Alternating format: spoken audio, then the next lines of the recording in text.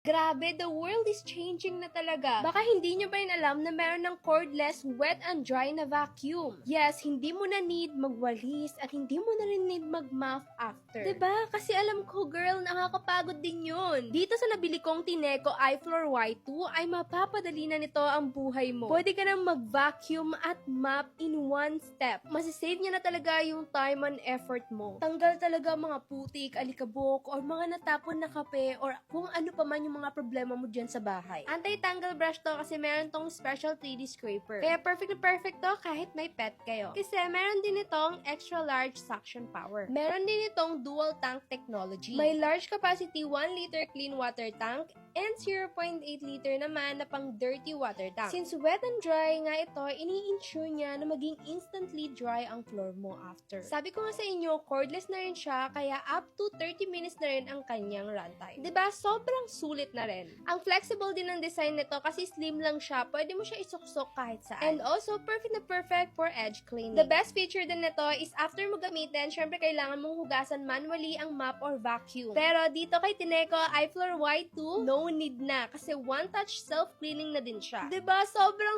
sulit! Fresh and odor-free na rin always. Kaya kung gusto mo mapagaan ang buhay mo, alam mo na kung saan kukunin.